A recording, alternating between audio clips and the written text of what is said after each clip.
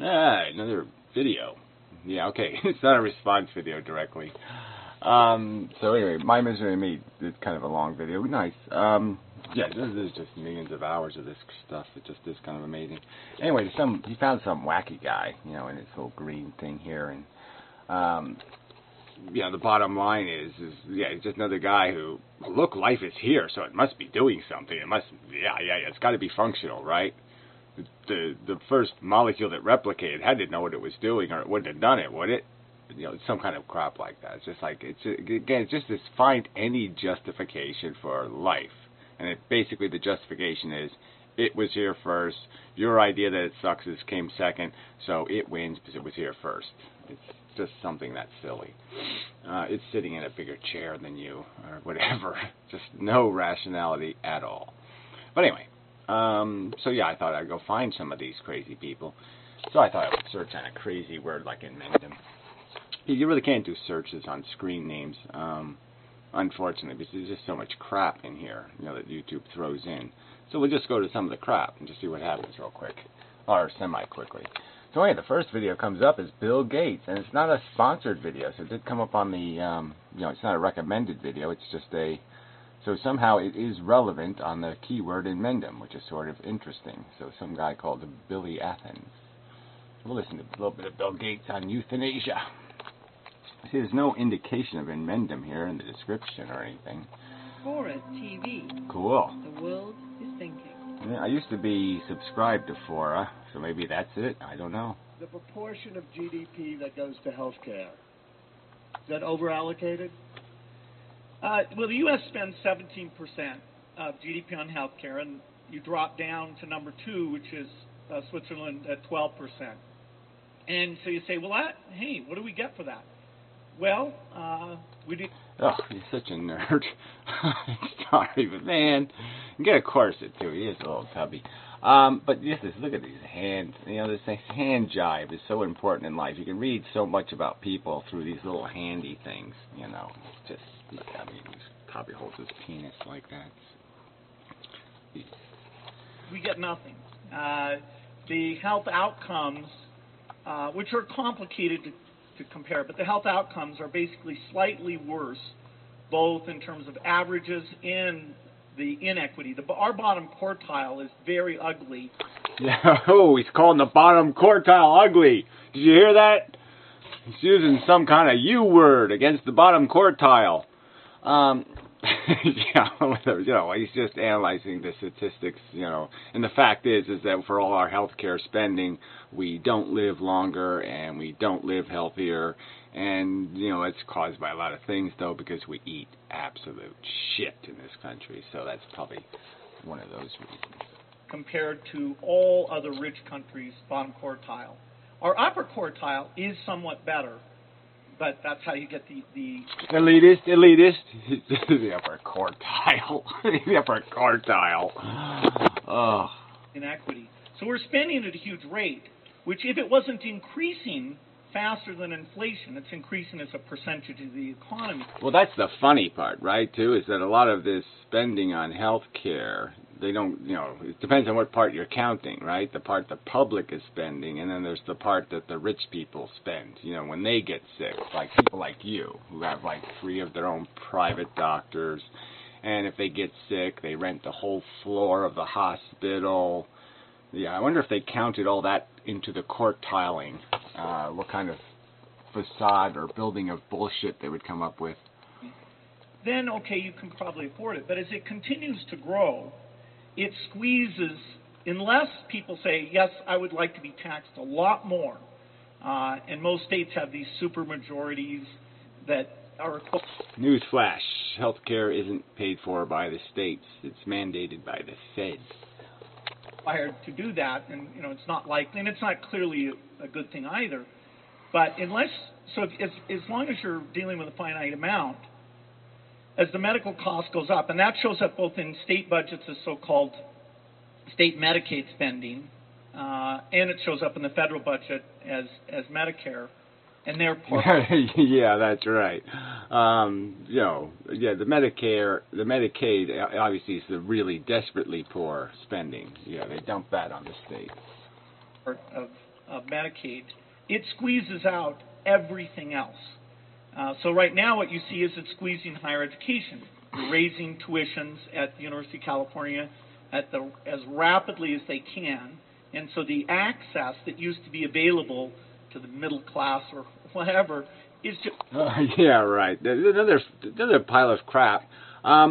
But regardless, I mean, the whole education system's a big sham anyway, so why don't you get on that subject of property taxes and why people should be taxed out of their house because cunts like you decide to have kids. Why should I subsidize your fucking kids? Your kids should be your problem, fucktard. Which they are. Yeah. His daughter likes cats, so that's some hope for the world, right? The only hope I have for the world is that Bill Gates' little kid, she loves cats. And if you love cats, you probably can't go too wrong. Hopefully. Just rapidly going away. That's a trade-off society is making because of very, very high medical costs and a lack of willingness. I don't understand. Some people say they love cats, but they don't really love cats. So, I mean, like Tranquil, he doesn't really love cats. I saw him torment a cat once. You know, he thought it was playing, but he was tormenting it. To say, you know, is spending $1 million on that last 3 months of life for that patient, would it be better not to lay off those 10 teachers and to make that trade-up in medical costs? But that's called the death panel, and you're not supposed to have that discussion. So you, of course, well, that's an interesting thing you just said, which is just the last 3 months in life for one person or something, because we haven't had... This fucktard. Yeah, I'd already pull your plug, fella. You're way past your prime, buddy. The discussion of how to allocate that money. It means we lay off 3 teachers to do so. I mean, in other words, we haven't had this type of allocation. We're making that trade-off because of huge... Yeah, right. So we're spending... Look, most of your healthcare dollars are going to be spent in the last 6 months of your life. That's the fact of the matter. And it's like a huge amount of money, $70,000, $80,000. So it's like half of a decent house gets burned down, figuratively, you know, to pay for you to be a babbling, drooling sack of shit. Yep. And that's because we have a rational society. And people are cool and great, and the human race needs to survive because it's too fucking stupid to figure out that is idiotic. I mean, really, this is so... To even fucking... We have to have this conversation. Everybody isn't just... I would be hysterical. What, do we even have to discuss this? Do you even hear how preposterous these questions you're asking me is? You might as well be asking me, how cool is it to shove Coke bottles up our asses? Aren't we incredibly cool? We shove Coke bottles up our asses all day, and then we punch each other in the stomach and try to break them. Now, is this human tradition the coolest thing ever, or what? Yeah, okay. So thank you very much, Bill Gates. See you later and such. Keep up the bad work and whatnot. Yeah. Good reason for anti-natalism. Your kids will have to live in a Bill Gates-controlled universe. Save them. Save them. Save them. Anyway. Alright, this Booger Man.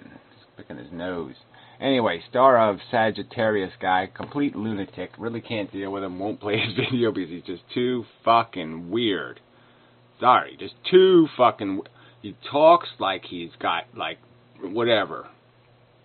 bricklash, like, you know, he got hit with a brick when he was 5, and he's just totally fucked, and he's sound, but he's not, like, inarticulate, he's just, like, functionally inarticulate, if you know what I mean, but besides that, he's just, you know, he says one thing one day, he says something else the next day, he says something else the next day, so he's just blowing smoke up everybody's asses, so fuck him.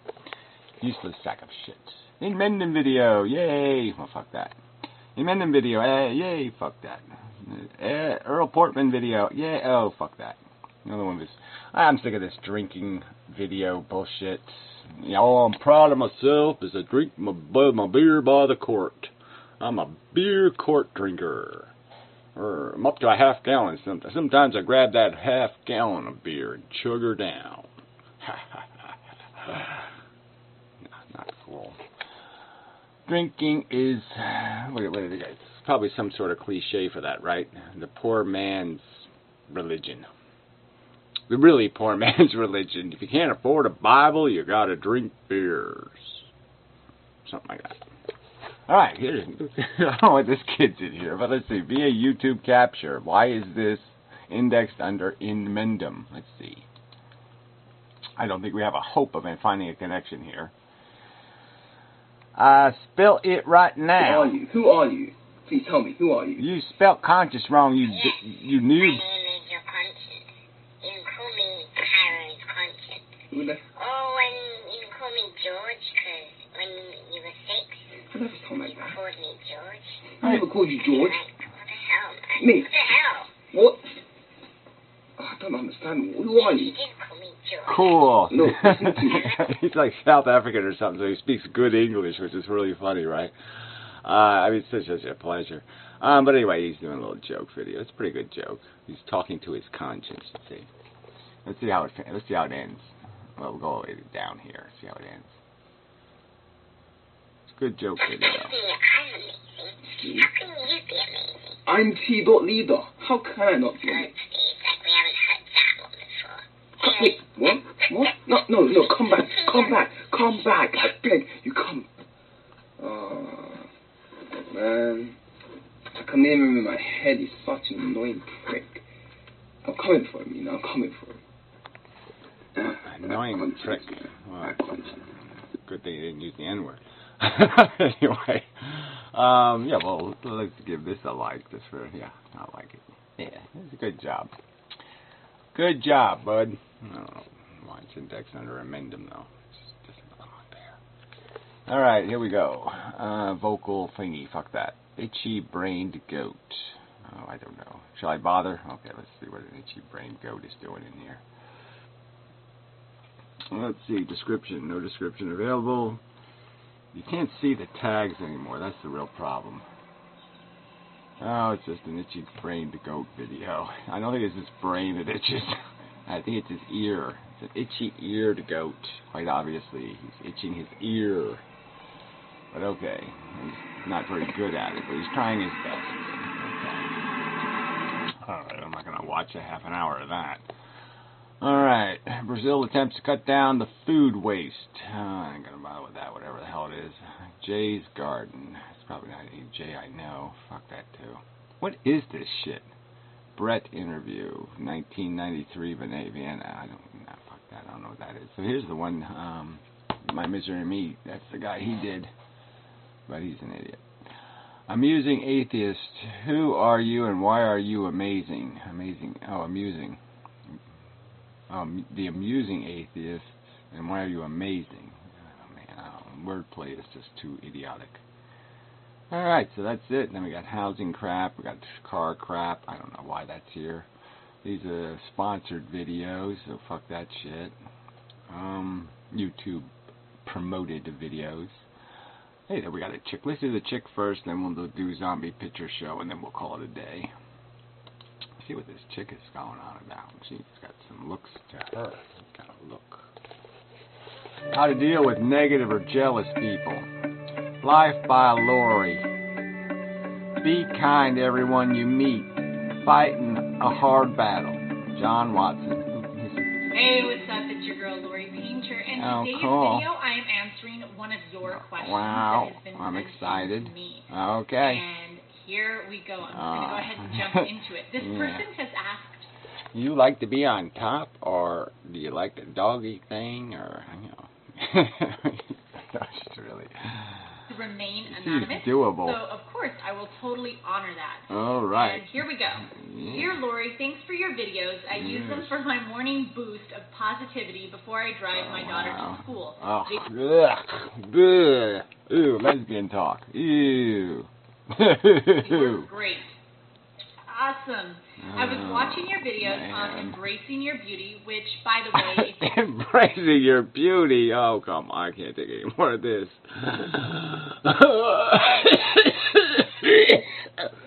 Oh, man, almost got me.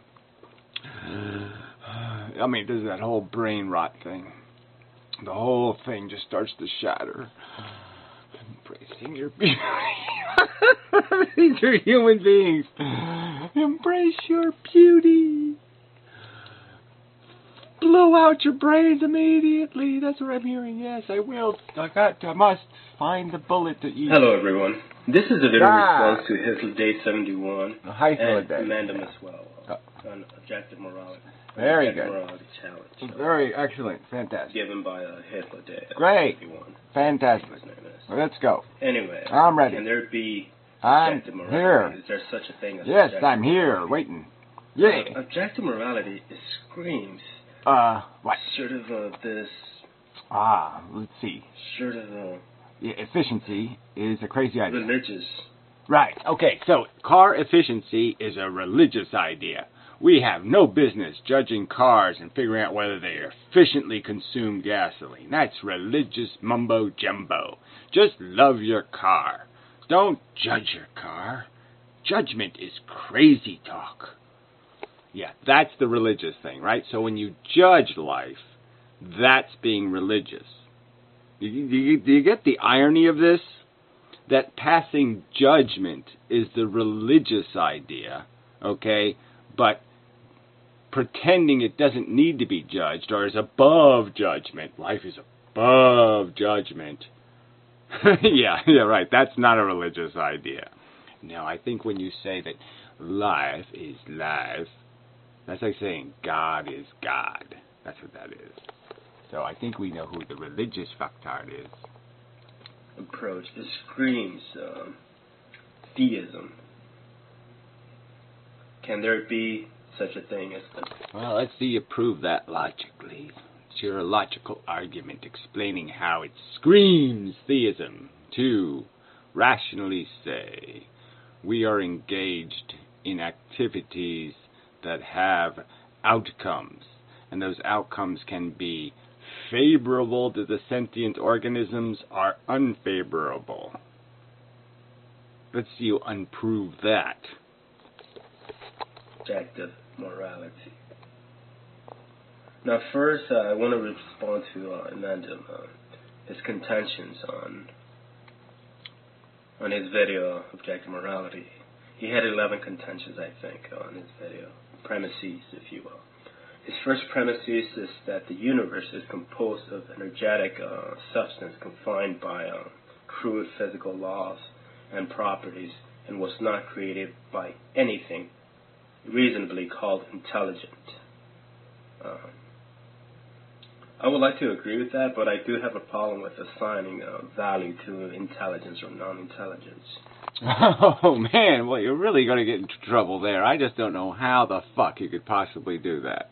How could you not assign a probabilistic connection between intelligent things and efficient things? I mean, really. If we let a retard build a nuclear power plant and we let Albert Einstein build a nuclear power plant, which one do you think has less chance of melting down? Yeah. This proposition of assigning intelligence or non-intelligence or assigning blame is erroneous because it begets in a logical state of explanation when in fact there is none. There can be no explanation for this happenstance that we actually call life. Yeah, there is an explanation, okay? It's just in the realm of possibility that things have phenomenological possibilities that could possibly create something like consciousness, some kind of phenomenon of real value, like diamondness could possibly been a significant event, instead of just being silly, like, okay, it's transparent, hard stuff, who cares? Instead of being that, it could have been, it goes ouch. That could have been the consequence, okay? But we can understand that, and we can understand that it's part of the package of possibility. But because it's part of the package of possibility doesn't mean it's exempt to our capacity to judge whether that process is a good process or a bad process, or whether there should be more diamonds or less diamonds. This life was an unforeseen action of nature, a happenstance of covalent and ionic bonding, sort of a panspermic reaction to this constant. Well, panspermic is a whole new concept. So you're saying a panspermic reaction is arguing that somehow something fucked the Earth. Well, no, let's not even get into that. We don't need to go somewhere else to find the origins of life. We can explain it. It's not. It doesn't have a godly origin on some other planet somewhere. And even if it has an origin on another planet, the other planet had to have abiogenesis had to happen somewhere. Oh, fuck. Bombardment of meteors that brought forth carbon-based life forms that caused this state of being, meaning life. So again, what is the implication? Let's say life got here by taxi cab. Who cares? Is your argument that life, when it came from someplace, it didn't get invented somewhere? It just always was? It's just been taking a taxi all around the universe? Very definition, an accident can never be assigned blame. Well, we're not assigning life blame. We're blaming the assholes who are calling themselves intelligent, who are saying, let's continue the process even though it's completely failing. I mean, if you made a hideous monster, right? Just a hideous monster, you did it wrong, right? You made a Frankenstein and his head is where his ass should be, his ass is where his head should be. The whole thing isn't working at all. The food goes in the wrong end, it comes out the wrong way. It's all fucked up all over the place. It's food bar all over. You don't sit there and say, let's make another one. I like it, it's funny. No, that's not what intelligence does. Intelligence puts away the fucking toolkit and says, I ain't going to do that again. Man, that was dumb. Foreseen accident can never be assigned blame. Yeah, granted, there's foreseen accidents. For example, when you drive and you're eventually going to crash, or an accident might happen. It was an unforeseen accident, but there's a reason behind that. But there yes, and again, this is all probabilistic, and we have all this probabilistic data. So again, don't pretend that we don't know what the odds are, and don't pretend that we know the dice are getting rolled more than once. So don't pretend we don't know that we are inevitably causing things to happen. I mean, we're directly causing them. They're not accidents anymore when you know it's going to happen. If you go to Las Vegas with 100 people and you start rolling dice, you know somebody's going to get snake eyes. There's no reason behind what happened. There will never be a reason why covalent and ionic bonding were attracted, and why this attractor, if you will, of carbon was the prominent factor, or the dominant factor. No explanation whatsoever. Well, we don't need an explanation. Again, no one's arguing about... Let's both concede that life has a bastard origin, okay? Yeah, so it's a bastard child. That's really not the subject. Beyond the fact that bastard origin doesn't give you any credibility from the start. So you just don't start with any instant credibility. You don't have college degrees and networking and all that crap. You're just a homeless little piece of dirty shit. And now you have to earn your fucking keep. So how's life going to earn its keep? We could explain it now, but back then, when it happened, it was just an unforeseen accident. Or blah, blah, blah, blah, blah. Who cares? So there's no need to assign a value of intelligence or non-intelligence. It just happened. Well, again, that's not the point of assigning. It's not the point of pointing out it was created without intelligence. The point of pointing out it was without intelligence is there wasn't a pre-existing purpose or function that it's serving. It's not accomplishing anything by design. What we're assessing is, does it accomplish anything by accident? And it certainly accomplishes nothing good by accident. I mean, again, you go back to the hideous monster metaphor. I might have had the intention of creating this monster because he's vitally necessary to hold up the planet or something. He has some vital purpose.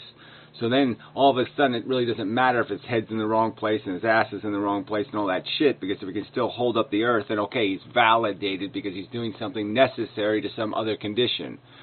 And the point is life doesn't serve any other necessary circumstance. It doesn't fulfill or complete some necessary functionality. It's not the necessary gear in some necessary watch.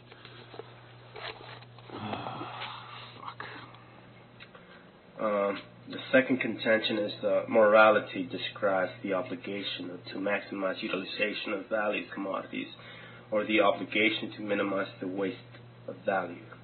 The waste of value commodities, the obligation to minimize it. I mean,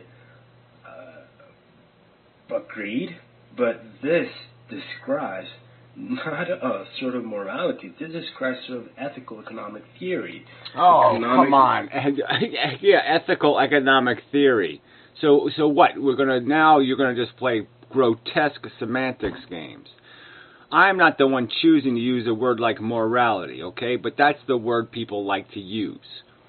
But I mean, obviously, these are all the same thing. Morality, ethics. Morality is the prescription that ethics dictate. Correct? We're not talking about morality. If it's going to be left to some sort of dogmatic dictates by a god, then obviously I'm not talking about dogmatic dictates by a god. I'm talking about what are the obligations of existence to the value component of existence. And that conversation is going to involve things called values, ethics, and morality. Those three words say the same exact fucking thing. It's a value state of nature. And it's not really the case. Economics is not a value state of nature. Economics is more of a value state of your environment, your culture. Well, I'm sorry. You don't get to economically in a culture make this shit up. Slavery is slavery. You don't get to culturally say slavery's okay. Slavery is a grotesque cheating of the value of the economics. So again, it's not culturally definable. Okay, I mean, a slave wage is a slave wage. You don't get to culturally make up that truth. You're either cheating someone or you're not cheating someone. You're either paying somebody for the value of their work or you're not paying them for the value of their work. There is no cultural make up the truth here. There's an absolute fact to economic fairness. You can see it. It either is fair or it's not fair. What morality simply is an informational public system applying to all rational people that are, for example, governing behaviors that affect others by having the lessening of harm as its main goal. Well, I guess that's exactly what I said, didn't I? Yeah, I said it's minimize waste. That would be the lessening of unnecessary harm, correct? Correct. So the object or the description of morality is to lessen the harm. Oh, so again, exactly my words. I didn't use the word harm, right? Because harm is a little ambiguous, so I used the more technical term. So I agree, but I don't disagree, but I'll quote pretty much exactly what you said and make it sound like I'm saying something different. No, you're not saying anything different. If it lessens the harm, if it doesn't fuck with people's welfare, if it doesn't fuck with sentient welfare, then that is objective morality. If it doesn't fuck with that whole notion of sentient things. If it doesn't fuck with the feelings of others. Yeah, it's okay to fuck with them. It has to fuck with them to a necessary purpose, to a necessary elevation of the value equation. You can fuck with the car if you're going to make the car more fuel efficient. You don't fuck with the car if you're going to make the car consume more gasoline. Then you leave your fucking hands off of it. Quit fucking with it if you're going to make it run worse. First, do no harm. Yeah. That is, of course, what morality describes. What morality describes is just simply the lessening of harm of sentient things. Right. That can't possibly be described as not wasting suffering. No, those aren't the same thing at all. Not even close to the same thing. Except they're exactly the same thing. Contention number 3, or premises number 3, effects on the longest net outcome is what must be effectively assessed. Effective to the needs of the many. we need to access what that is. That we need to access what this will be. We need to access what we will call, for example, yes, objective morality. That is objective morality because we assessed it, and now everybody understands it. Everybody's on the same page. Look, the obvious point is I can decide to bang cymbals here in my house. And if there was somebody else in my house, they could say, ooh, that's really annoying. And then I give them earmuffs. And then they say, oh, that's not annoying anymore. I think I've solved the problem. But the fact is, no, there's a whole bunch of other people who live next door to me who are finding me incredibly obnoxious still. So I haven't solved the problem because, I didn't solve the whole problem. I only solved the little short-term problem or the close problem. So the proximity and time are the only, you have to do the implications of your sound vibrations in the world, your influences in the world. You have to measure their impact based on complete impact. You have to wait until what I do bounces off the moon and comes back again as an echo. You have to wait for the echo to see what the real effect is, that kind of thing. So it's the long term and it's the broadest effect. And without those answers, or without reliable speculation on what those truths will be, you're not going to be getting the right answer to your value equation in some cases. Most cases, you can just do the little short-term stuff right here, kind of stuff right here. That's all that's going to matter, is the right here. But there are cases where the only thing that's going to matter is the everywhere. Exactly, so we need to assess that. The fourth contention is that probabilities define logical or moral imperatives. I think moral imperatives are defined if they don't. Moral imperatives are moral imperatives if they don't interfere with the three essential human qualities. The first essential human quality is moral acts must engage the intellect. Oh, well, this is just what? That's your religion or something, right? Moral acts must engage the intellect. I'm not going to... I think this is probably enough. Well, let's go. I mean, really, it was a simple enough statement. It didn't need to be perverted, okay? The fact is there's a logical, rational imperative. That becomes the morality. So when you know the math, when you got your net answer to what it is, if it's red numbers, well, then you have to redo it. You have to come up with some new way to do it because you can't do the red number thing. Duh. It must affect and engage the intellect, not feelings. It must engage the intellect, and that's it. Number two, if it doesn't interfere with your own volition. And number three, if your own volition doesn't interfere with someone else's freedom of being, that will be a lot. Well, again, that doesn't mean anything either, because how it interferes is the whole point here. So you can't say your own volition, because we know that every single thing you do, you buy something at Walmart, you're essentially feeding the Walmart monster, you're enslaving the Chinese, you're doing all that. You buy meat at the store, you didn't kill the meat, you didn't actually do anything, but yes, you're supporting a whole industry that's doing its thing. So again, this is... You can't narrow it to these. You've got to recognize the fact that there is a complete math, and that's just incomplete math. Moral imperatives. The fifth contention is beyond reasonable doubt, beyond reasonable contention, or evasion. As I said, if it doesn't violate someone else's space of being, your freedom is negated, or your freedom ends when you interfere with someone else's freedom. Yeah, well, there's no way to not interfere is really the bottom line, right? You marry a woman, right? She would have married somebody else. You get it? I mean, it just doesn't end. Your interference is impossibly complex. So that's just, in my opinion, just no way to do the math at all. I mean, you're doomed to failure if you're going to do it from that perspective. Your freedom ends when you fuck with someone else's freedom. That is when your freedom ends. Again, to assign, for example, objective morality will be to not interfere with sentient beings' freedom, with their state of affairs, if you will. That will be an objective. Well, again, no, that's just bullshit. The point is, if you know the right answer, you do it. If you're the best driver in the car, you drive. These are the simple truths here. The imperative is that the best case be invested in, and the worst case be every effort be made to avoid those. That's the fucking imperative. Maximize the good, minimize the loss. The morality, that would be an objective moral.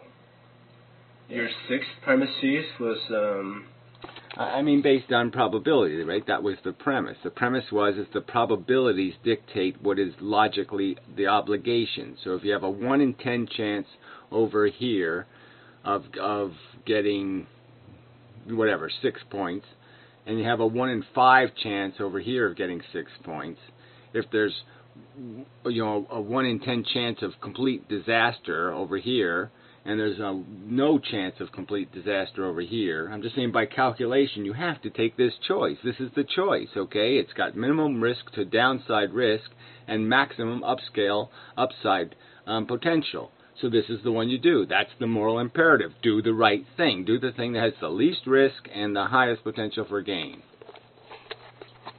The difference between a recognized real value and mentally contrived projection of value. The difference between the difference between objective morality, since we're talking about objective morality, is real value and not a mentally contrived projection of value. The freedom or your volition comes to an end if it affects someone else's projection of freedom. Well, that's not what it's about. It's about the fact that a bleeding, wounded bird in the driveway has real value. It needs help, and its need is real.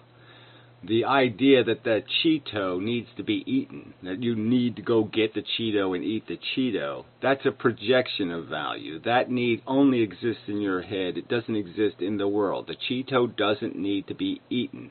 You need to eat the Cheeto. The bird needs help. Okay? You don't need to help it.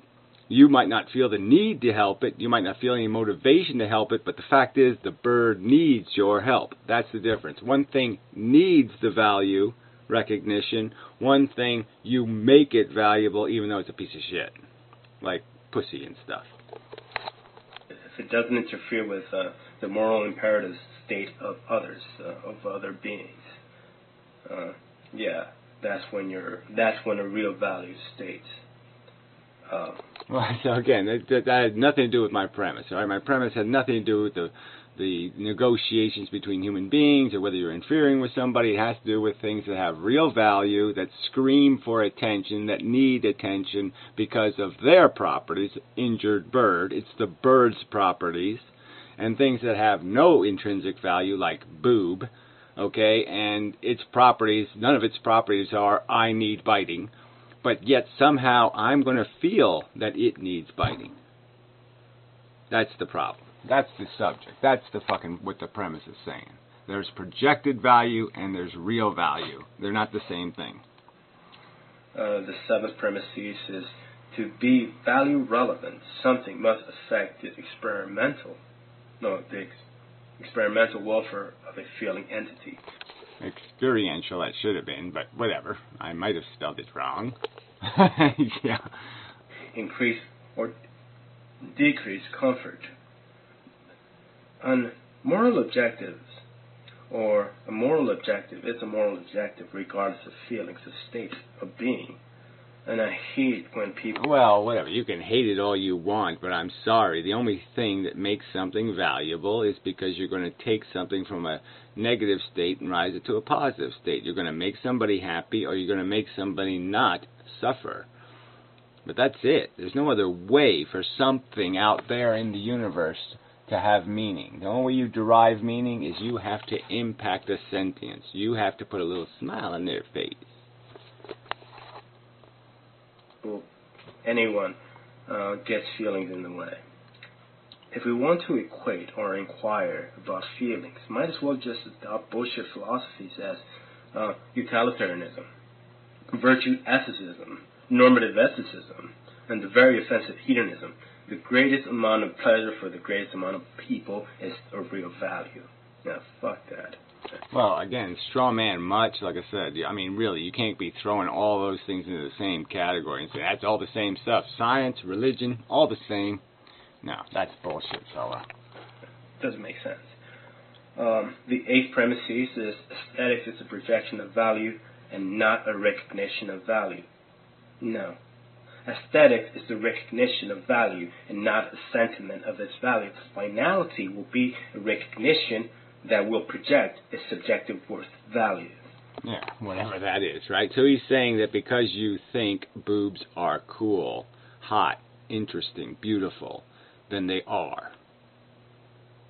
So if I'm a homosexual and I really get off on looking at a man's anus fluttering in the wind or something, that's the truth. Anuses are the coolest thing ever. No, it's not the truth. Beauty is bullshit. Subjective, projected value. Yeah. The ninth premise is extremes are easily quantified, valued, weighted, and of course equated. And this I agree with. The 10th premise is the existence of sentient creates value. Conscious experiences produces a value state. Agreed. A conscious experiencer, if you will produce a valued program. No, that's not it. That's not a value program. No.